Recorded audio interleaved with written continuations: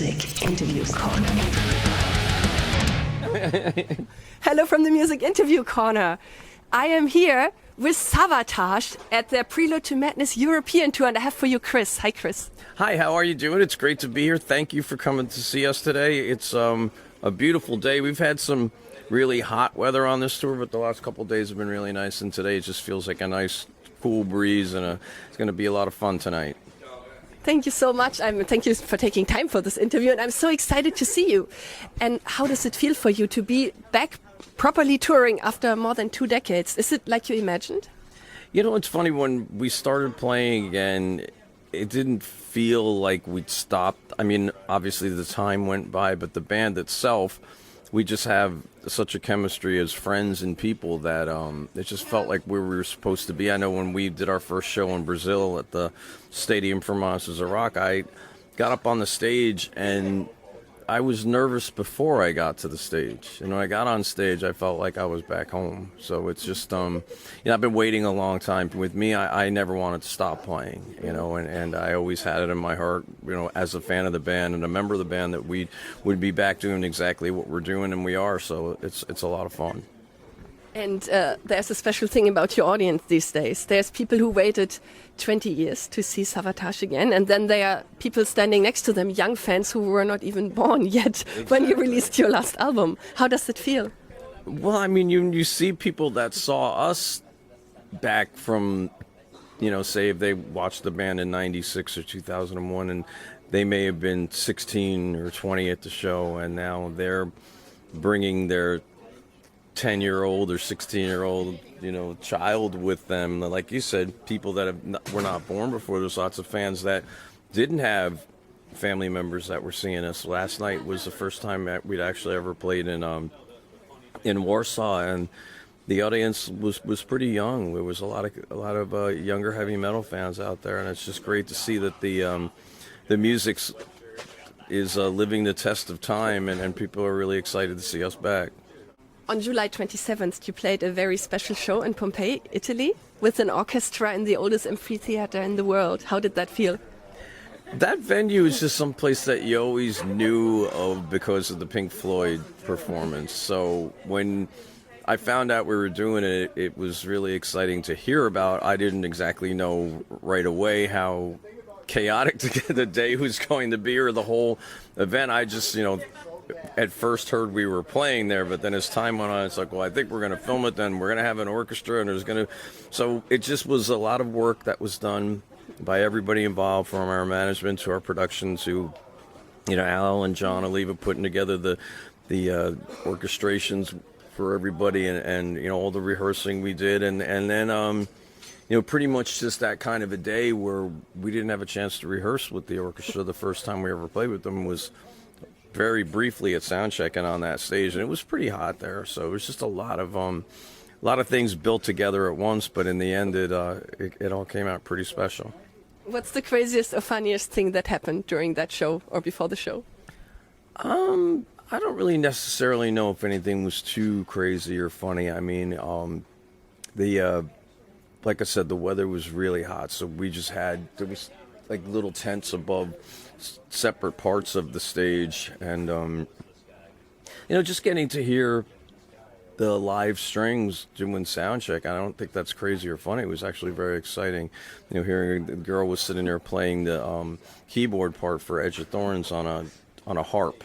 Wow. Yeah, and that was just pretty exciting, and it felt the way you should have heard it in that particular venue. So I don't think anything else was really too crazy. I think if anything, we were, you know, we just had a lot of nervous energy, and for me, every time I know that I'm being filmed, it's good and bad, because I like playing for the cameras, but I don't like playing for the cameras. It's like that goes both ways, because I have fun once I get settled in with them, but when you think about it, you get, you know, a little more conscious of how much you eat a couple days before that show and everything, because the cameras don't lie. So it was a lot. Like I said, it was a lot of fun.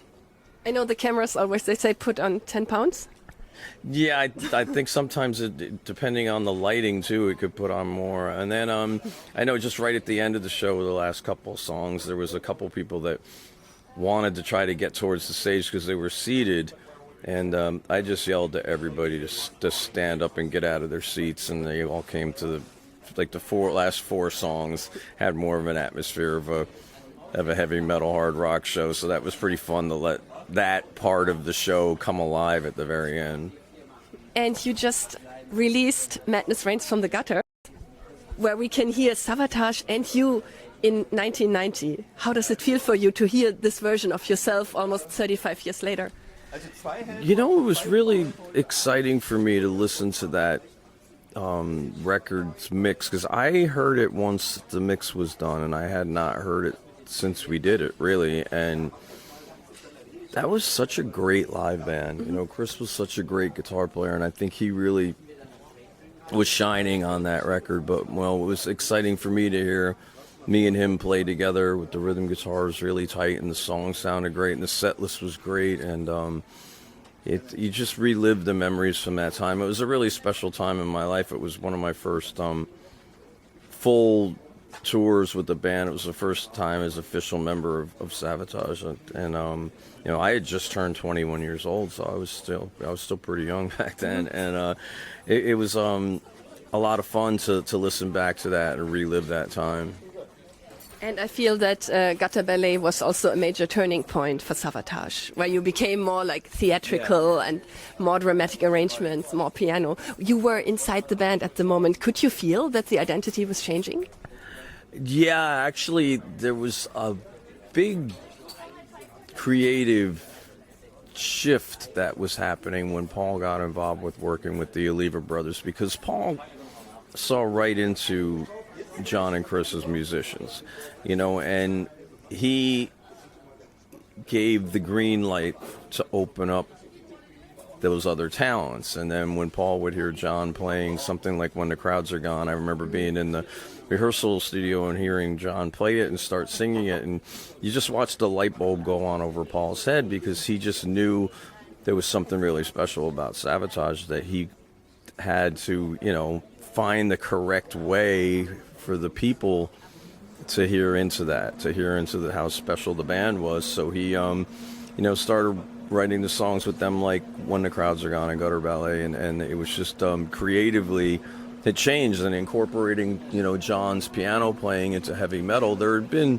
some heavy metal and some piano and some Black Sabbath songs, and obviously Queen, which is more of a hard rock band, had you know, Freddie Mercury doing that same kind of thing. But as far as a heavy metal band with the piano in it, it was really kind of the first time that had ever happened. And John's, you know, influenced by John Lennon and Paul McCartney and the Beatles, I think really came to life in a lot of those elements too. He was a big Beatles fan, and obviously a big Queen fan too, and it just kind of married the band at the right time. And with MTV coming out, then Paul just also had the other light bulb on his head about combining the orchestras with the rock band. When he did Temptation or Prelude to Madness on the Hall of Mountain King record, the old Hall of the Mountain King music by Grieg, Paul produced it specifically to bounce from the electric guitars to the strings, and that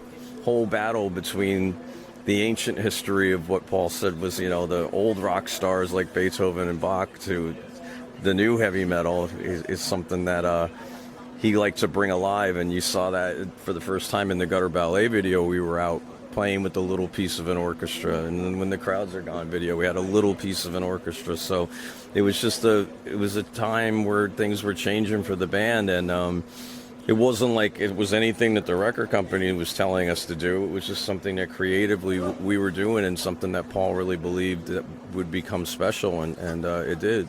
Mm-hmm. And speaking of understanding music, I heard you saying that rhythm guitar is almost becoming a lost art. Is there something you think that maybe young guitarists don't really understand about what it means to become a great rhythm guitar player?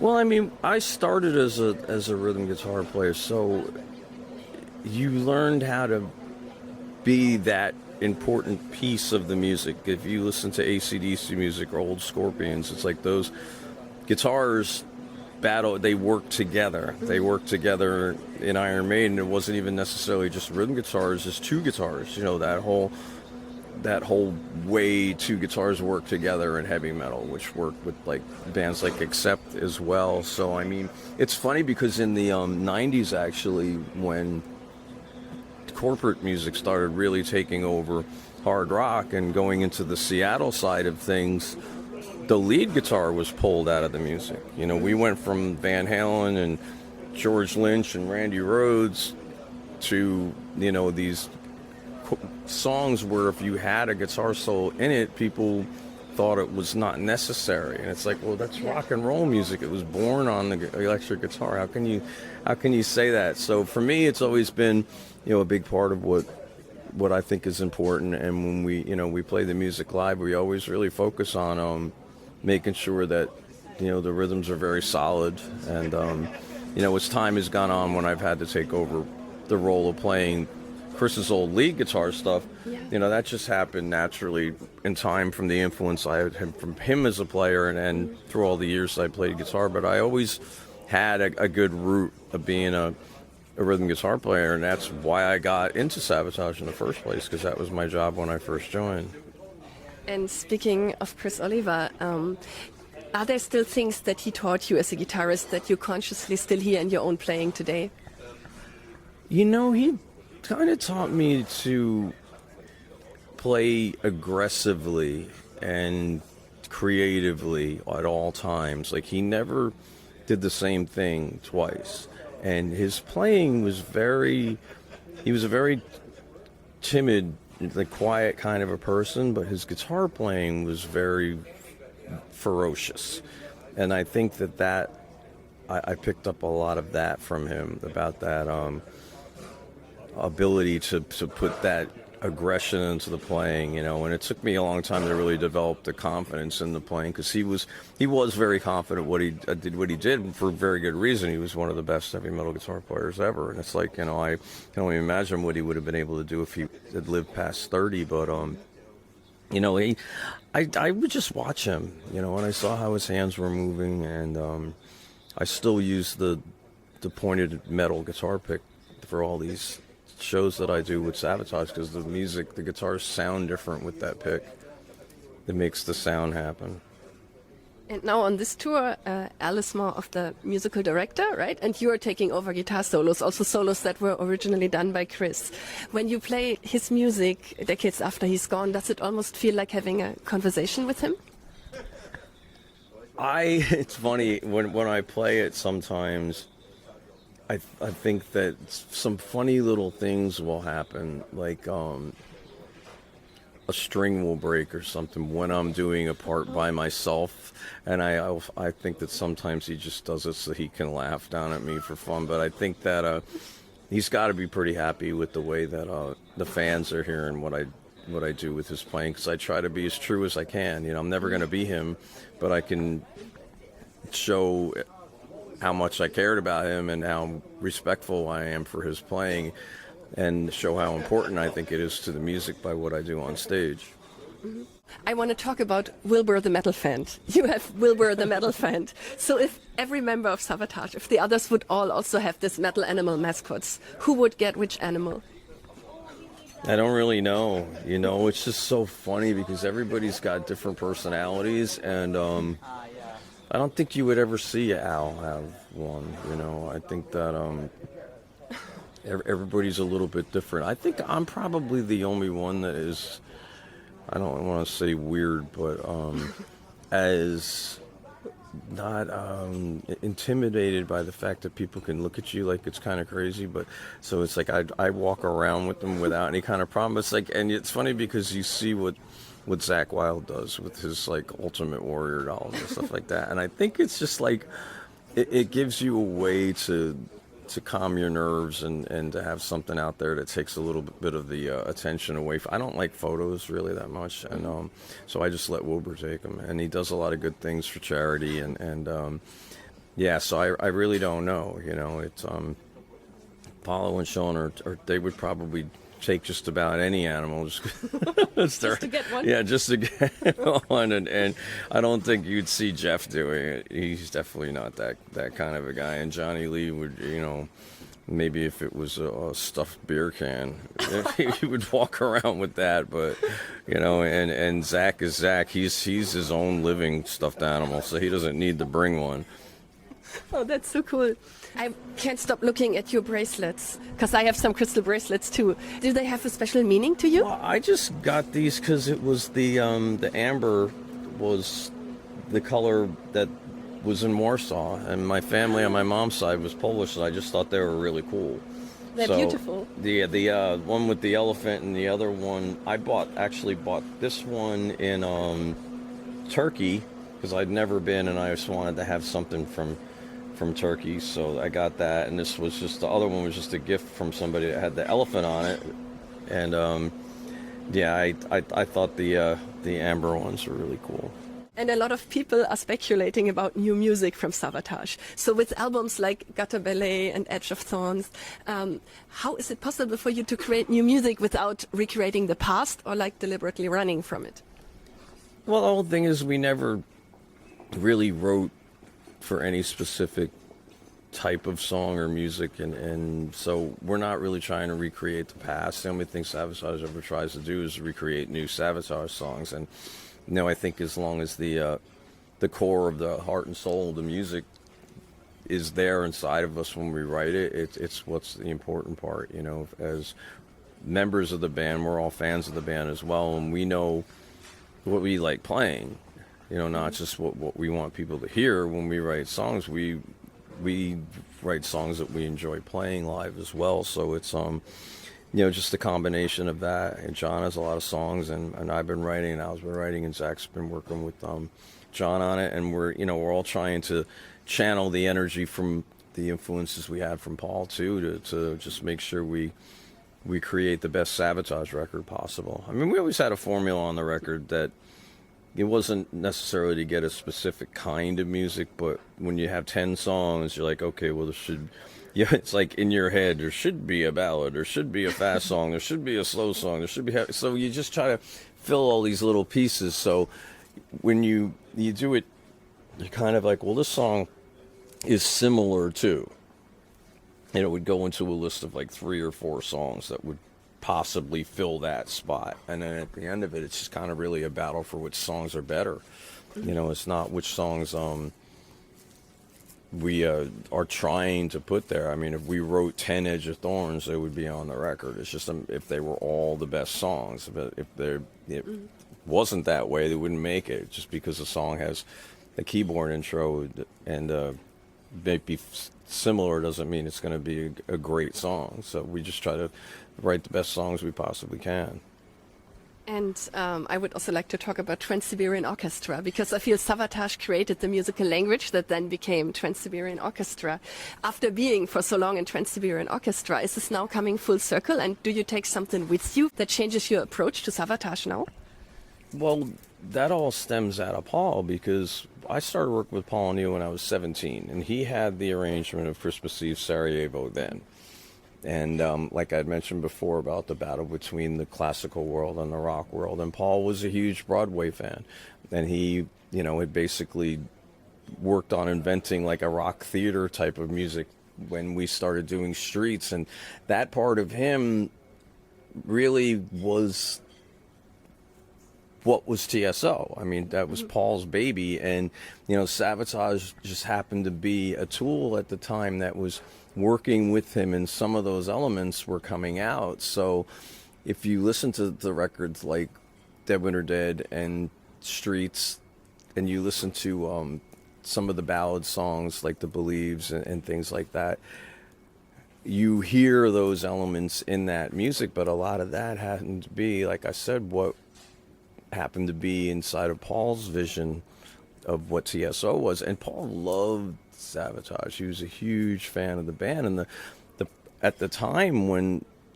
Christmas Eve Sarajevo started getting played on the radio, Paul would have loved for that song to have made it as a Savatage song, but the fact that it was being picked up by adult contemporary rock stations at Christmas time, it was really hard for them to sell Savatage at Christmas. So Atlantic Records got together with Paul and says, what can we do? And Paul had always had the concept of TSO, which was having a band that had limitless creative possibilities, where you could use one singer or 10 singers, you could use 50 musicians or 5 musicians. And he just took that time to have the birth of his baby, which was TSO. And he was actually working on the record that was called Romanov, that still hasn't been released at that time, and that got put aside for the Christmas trilogy because of the fact of how big 1224 was on radio and continues to be. So I think for Savatage, we just, our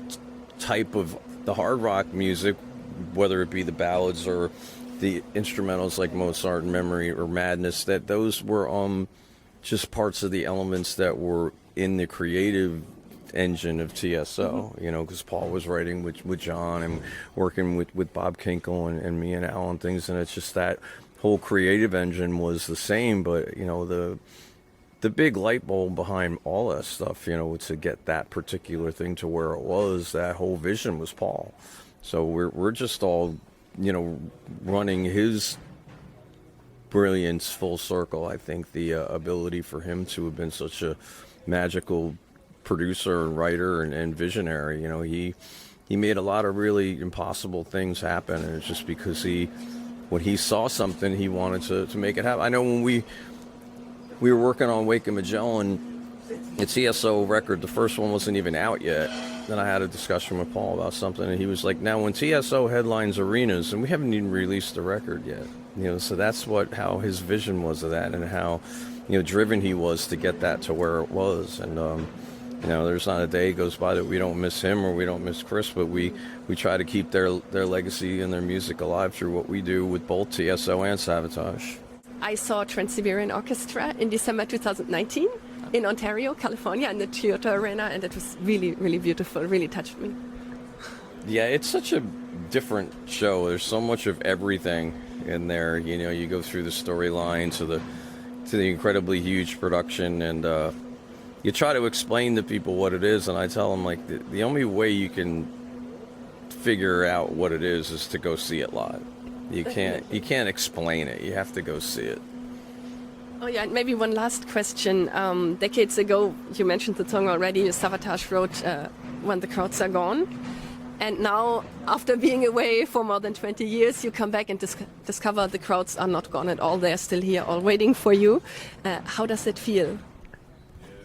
It feels really good, especially since, life has so many ups and downs, and not just band members, but you lose family members and friends and important parts of your life as you get older. So to have the Savatage fans be there, it's an anchor to keep you balanced and keep you from being that person that when Paul was singing about the guy that had problems in streets that really needed to dig inside of himself. It's like I think the crowds for us, and I know for myself in particular, I had a pretty difficult the last 10 years, but even the last year, as far as losing my mom, and I just lost my dog last week. So it's like it's these fans, they give you the strength to power your way through things like that.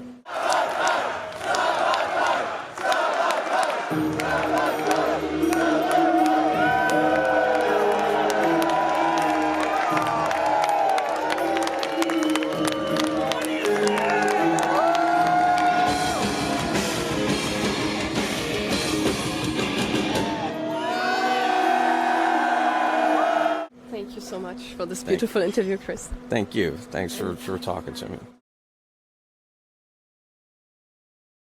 You're going to be nice to him? You want to be in the interview too, if I'm nice. Now that you know I'm not a bitch, so you I'm can not come. allowed. I have to shut up. He only gets a certain number of words a day. Oh, that's right. Yeah. Okay, that's how it is. I did an interview with Chris, and Yes. guess what? I had 8 words. 8 words. The rest of it. Do you want to look into the camera and give us one word? We're called Music Interview Corner. Oh, I'm going to leave it up to you guys. Have fun. And we're all counting He on only you. got as far as Mary had a little lamb whose fleece was, and then he was done.